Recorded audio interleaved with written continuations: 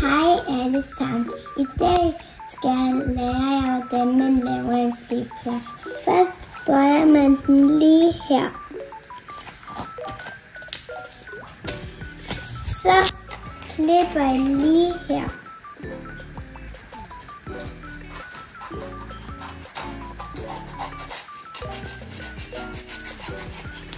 Så bøjer jeg den ud. Man tager den ind lige her, selvom den passer sådan.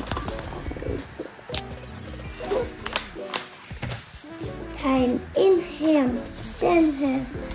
Tjekker lige der et kryds her. Bøjer den igen.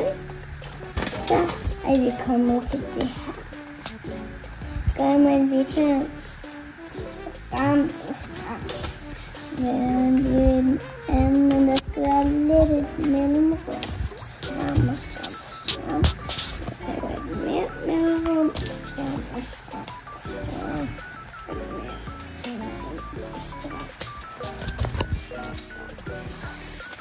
Så vender man om her. Den gør den lige her. Gør man sådan.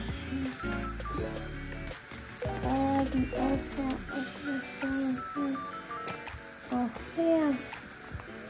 Ja. Så man ind her. Ind her. Så gør man det her.